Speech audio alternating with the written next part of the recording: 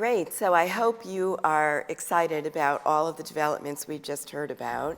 There was one that was also announced a couple of weeks ago that wasn't touched on too much, but there was a state investment in Roswell Park and a great center for cell and gene therapy that's going to be developed up in Buffalo. So we're also very excited about watching what goes on up there. Now we're going to take a little bit of a turn, and we're going to turn to one of our incubators, SUNY Downstate, which actually operates two incubator facilities on their campus. Eva Cramer, the Vice President for Biotechnology and Scientific Affairs, has been working on this as a labor of love for 20 years now. And both facilities are full and are graduating amazing companies.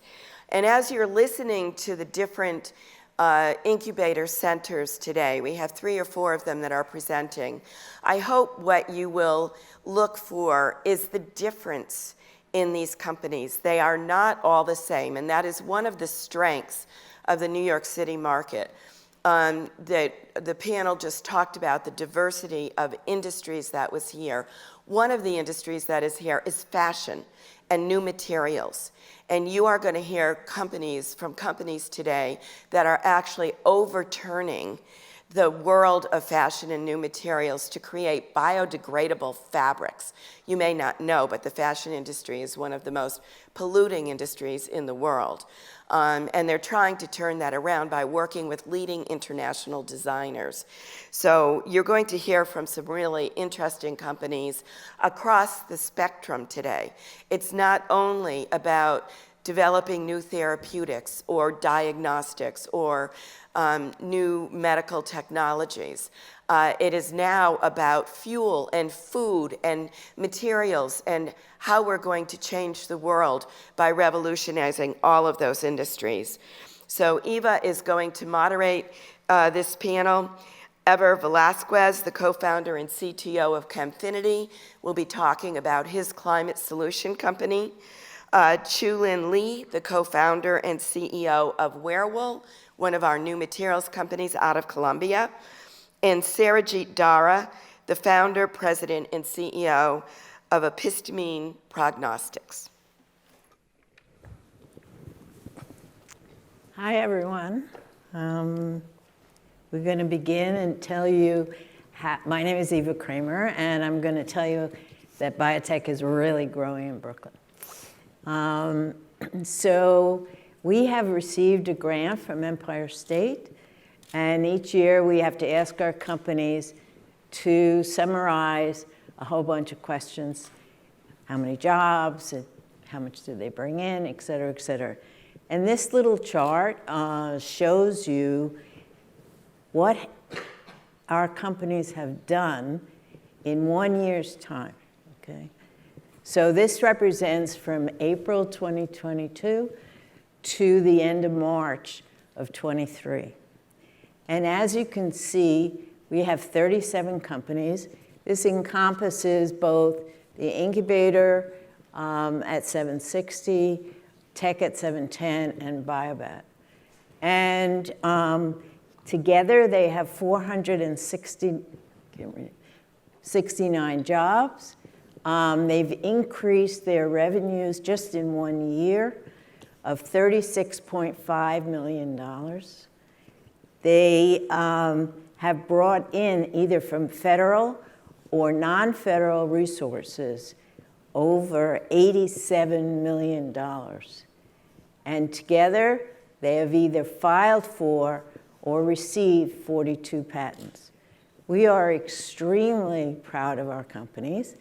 And Nancy asked me to ask 3 of our young new companies that have just come to the incubator to present. So we're going to begin with Eva for ChemFinity. Do I go forward? Yes, thank you. So I'm Eva Velasquez, and I'm the co-founder and CTO of ChemFinity Technologies. So our company is really based on separations and looking at the pollution created through many types of industries, which I'll go into, mainly with metal mining. We know that it damages the environment, It causes huge amounts of green gas emissions. Over 44% of toxic chemicals from this is expelled into our environment. And even more critically, I think we're in a transition point of like biotech, climate tech, of how we're going to go into the next half of this century without this type of pollution, as we're seeing climate change really drastically affect everything around us, as well as so our metal domestic supply is becoming very critical, especially here with the Biden administration. So when we think about waste, I think we think a lot about plastics, but as we continue our use of electronics, we really need to start thinking of our electronic waste. We can start thinking even for our catalytic converters. We can start thinking of our spent solar panels. We can start thinking of our wastewater, and we can start thinking about other waste. But within all this waste, there's so much metal we have in there, and that we're transitioning from the traditional metal mining to really being urban miners, and that there's so much resources in this waste, and to reach circularity, these are the types of challenges that we need to start overcoming. So in ChemFinity, we develop a pretty elegant solution, I would say, in that we create these filters that can selectively extract these precious metals, big one being gold, other ones being platinum. And we really can tune this selectively due to our use of chemistry and porosity of our polymers. So we have great control over, like, based on the waste that we have, how do we extract the things of value and increase that circularity and decrease our dependence on metal mining with urban mining. So through this process, we're able to reduce energy, CO2 emissions, and water consumption by almost 99%, making this a more circular process forward. And I'd like to give this example of our materials. Here, we're doing gold extraction with multiple types of metals, such as cadmium, lead, zinc, very common metals that you find in a lot of waste. But we're able to extract almost 1.6 kilograms of gold for 1 gram of our material. And as well as having this great performance, we also have these other metrics, such as like kinetics, reusability, robustness, that are all critical when we're making these processes. But other than that, like what makes our platform very powerful is that we can really just tune it towards the waste that we're seeing, or towards the challenges that are coming forward. So one of the big ones we're approaching is this e-waste issue, where we're able to change these polymers to really extract these metals that I've highlighted in yellow of interest, such as silver, gold, platinum, palladium, copper. But we can also expand that to gold mining, converters, solar panels. But other than that, there's also pollutants that are created that we also need remediation. We just can't just be extracting. And there's emerging water pollutants and like PFAS, as has been seen in the news very lately, as well as our industrial wastewater. And even with that, we can go even more, saying that gas is separated. So our CO2 problem is a separation problem. So how can we change our materials, our technology, to really combat all these types of issues going forward? So I think our company has a high trajectory due to the ability to tune it towards all these different types of applications and challenges. So we've been able to create dozens of unique materials and really done a lot in the last year, which I'll kind of go into in the next slide. Which I like to present is just a more local effect of what SUNY Downstate has provided, what Eva has provided us, and that we spun this startup out of California, but due to the spaces available here, due to the programs given by New York State, it's really encouraged us to move back to the East Coast, as the Bay Area is seen as more of a startup hub. But here, we're working out of hotels, and for the first few months, just trying to get this started until we were able to get our space in month 3 and really start building our lab. And I think after month 3, really just we were able to really take off to start reaching a lot of our milestones. And just in the last year, from a technical standpoint, we've been able to make our product cost reduction by greater than 100 times. We've been able to scale up our product over 1,000 times. We've been able to add 9 new jobs, which is critical in seeing that local effect. We're also starting to partner with commercial relevancy. And even since we started here, we've been able to bring in greater than $900,000 in grants and other in-kind costs. So I just really want to highlight that this has only been possible because New York City has made space for us to be able to come and innovate immediately, where if we didn't have this, it'd take months or we'd have to go in other places. And just to kind of highlight that more, our team started out with just us three. Adam, my co-founder, CEO, myself, and our academic advisor. And we were able to get a bunch of support. But I think the main thing that's led to our progress and our success is really our team. We've been able to go from 3 to 11 employees, as well as our advisors and consultants. And I just want to highlight this as this has only been possible because of the opportunities given to us here. So yeah, I would just like to say thank you for your time, and we love to chat. Pilot partners, experts, investors, and just builders or people are excited to see this this big transition in all types of technology. Thank you.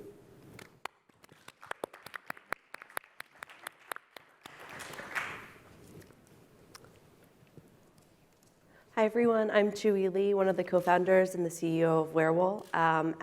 Werewool is a biotechnology company that's creating performance textile fibers that are compatible with nature.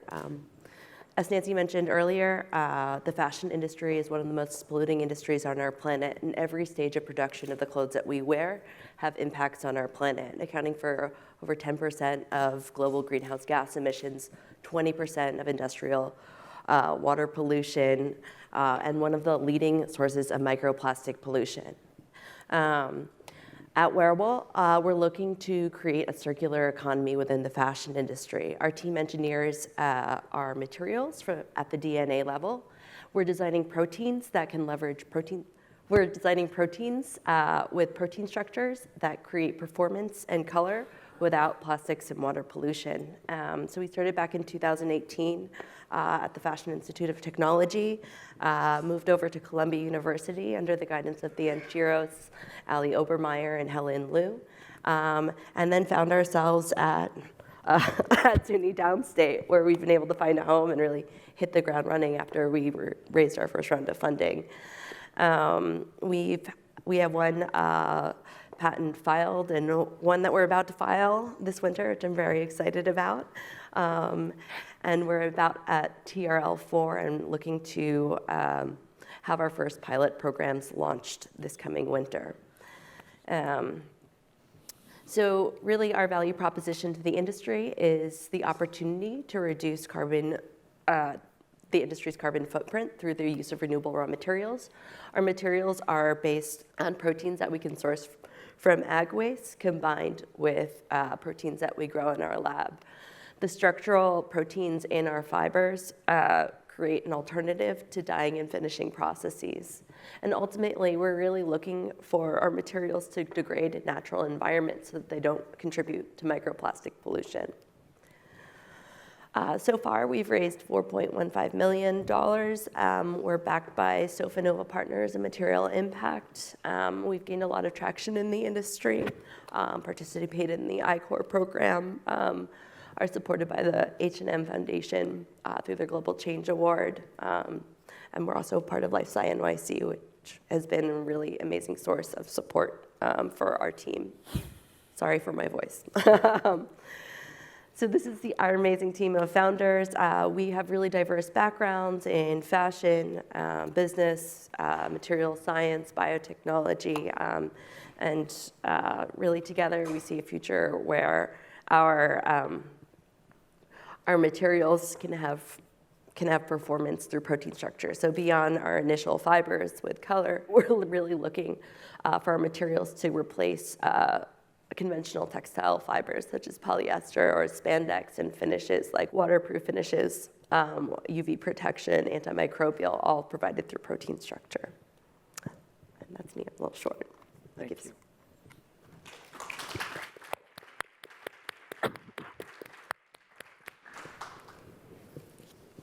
All right. So thank you. First of all, thanks, Eva, for this opportunity, and thanks for having me here today.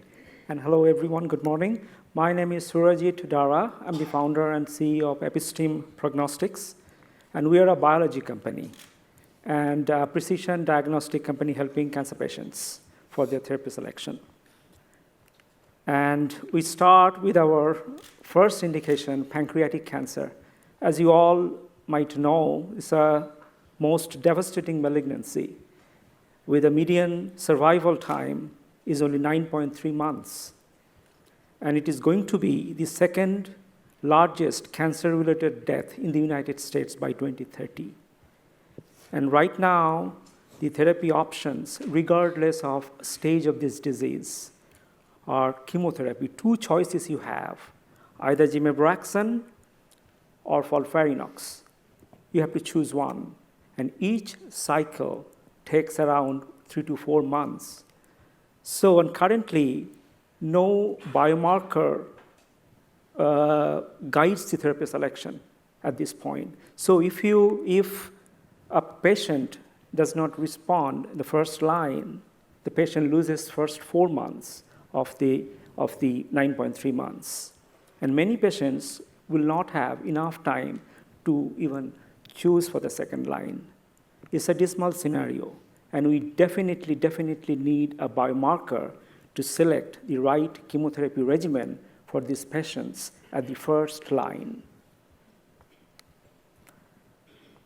We are developing a rapid diagnostic test, which we call Episteme DX. PANC stands for pancreatic cancer, which will guide patients in their critical choice of therapy.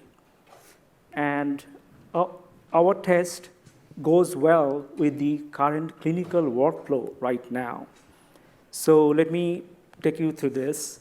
The patients, usually with a radio-diagnosed lesion in the pancreas with a symptom, they come to clinic for their biopsies, first biopsy confirmation. And these biopsies are diagnostic biopsies used for therapeutic decision makings and all. And we perform, one of the aliquots of the biopsy, we perform our test, and we give a score result within a day, as fast as a day, so that the doctors can take a therapeutic decision. If a patient is good, having a good score for Gemabraxane, they follow the Gemabraxane path. If good for FOLFIRINOX, they follow the FOLFIRINOX path. And unfortunately, you'll see many patients who are not good for FOLFIRINOX, neither good for Gemabraxane. And we can identify them, and those patients can be signed up for clinical trials. Right now, American Association of Cancer Research, American Cancer Society's major thrust is to develop investigational therapies for this disease. And our message is, you take a decision, but make an informed decision based on a quantified odds, which therapy to choose, which route to choose. And you can take the decision right at the beginning when you are getting diagnosed with this disease. Our pilot study data has been published in Nature Communication. This is a Kaplan-Meier graph shown in this slide. You see the red line of patient on the left side. Those patients, they had a poor score, poor prognostic score by Episteme DX. Their disease-free survival was only about 6 months. On the other hand, the blue line, you see the other extreme, the right-hand side, those group of patients, they had good score, and their disease-free survival was 3.6 years. And we also can identify intermediate prognosis group. So at the beginning, you decide when the patient comes with on the basis of this prognosis score. At the beginning, you decide what to do with the patient to get the best outcome. And right now, we are a research use only lab. Our regulatory path is confirmed by FDA Q submission, or this is called pre-submission, where you get to know whether this is worth pursuing for FDA approval or not. We got a green signal with flying colors that we are eligible for a de novo submission to FDA. And we are right now housed in a Downstate incubator after raising a $4.1 million of seed round. And we also funded by NIH's $275,000 support for a clinical study. And we are collaborating with all major cancer hospitals in and around New York City and other states as well. So our goal is to develop Panc Episteme DX, bring it to the clinic with an FDA approval, and also a CLIA certified laboratory. And this is our team, our whole team, our board of directors, our advisors, and our operating team members as well. And thank you all for your attention. And did I finish? I can give this to Eva right now. Okay. And if you have any questions, please feel free to interact with us during the break session. So, Nancy, we finished early. Do you want to open it to questions, or? Okay, so please feel free to ask any questions of any of our panel. So maybe what you're able to see is we have two companies that are located in 710. It's primarily a chemistry facility, and we have another company that's doing biotechnology. So we have a very diverse group of companies. They're doing extremely well. These companies have grown enormously in a very, very short period of time. Tremendously proud of them. Are people in the audience, are there any other companies in the audience looking for space, or are people interested in any of the types of research that are being done by these companies? So ChemFinity came from California. Can you tell us a little bit about your decision-making to decide to come to the New York area? Yeah, I think that's one of the biggest questions we're asked because, I think it's hard to leave the Bay Area in terms of the concentration of startups there, the investors, and just the overall culture there. But I think our big decision, a lot of what we made was due to SUNY Downstate. Their incubator space is, we explored almost like 30 around the country since when we got our funding, we could go anywhere. So it's like, where's the best place for us to grow, to expand, and more importantly, where can we start out quickly? Because, as a startup, that's what matters the most. Like, how can we produce within a year? And a lot of spaces that we look to take 5-6 months to get into, and that wasn't very viable for us and what we needed to accomplish at the time.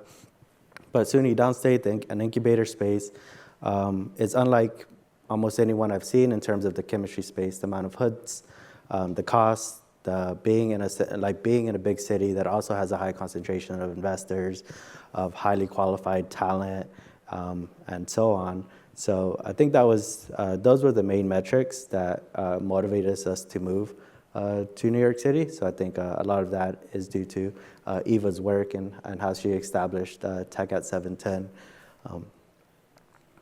Great, thank you. And for Werewool, did you come out of the Biodesign Challenge? We did, yeah. We Can you say a little bit about that program? Sure. So the Biodesign Challenge is designed to introduce biotechnology to people with non-traditional science backgrounds and maybe traditional, but it really creates an intersection of art, design, and biology. And it was through that program that I learned about biotechnology, and it really opened my eyes to what nature and microbes can do. It was an incredible program.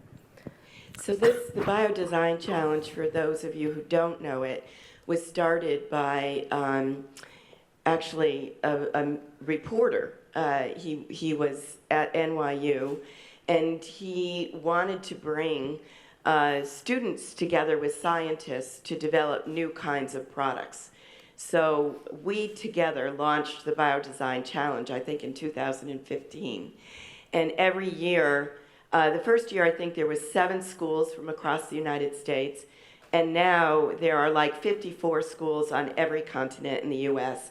And there is an international competition that is held at MoMA the Museum of Modern Art, every June, there's 3 or 4 days of presentations, and all of the students and the teams have to come and showcase the products and the prototypes that they've built.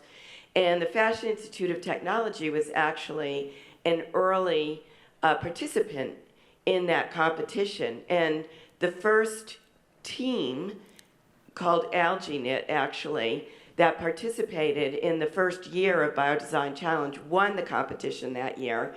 And they're now a company that has raised about $7 million, and they're unfortunately now in North Carolina, after being at SUNY Downstate for a while.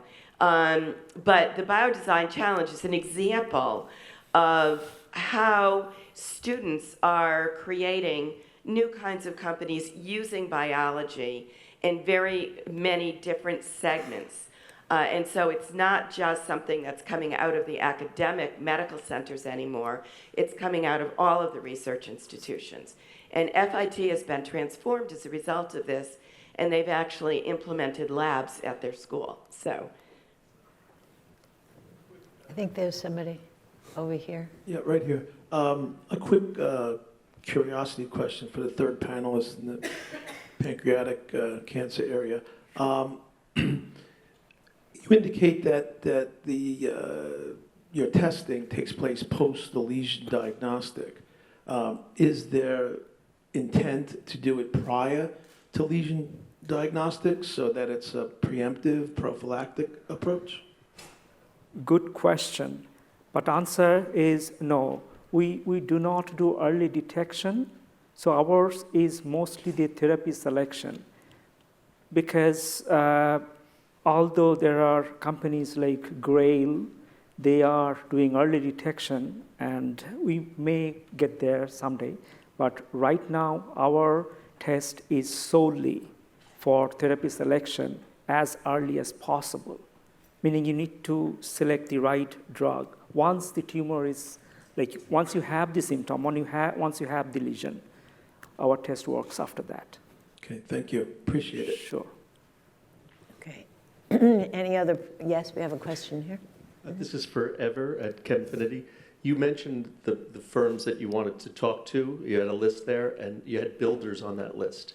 How would that work? What do you want from builders, or what do you suggest for builders? And how does your waste, capture process work for builders? Yeah, so I think for builders, just anyone looking to make stuff happen in New York City. But are you referencing like construction? Yeah, so I think constructions as well, due to the waste that's produced. There's a lot of metals that's produced in all the construction that happens in New York City.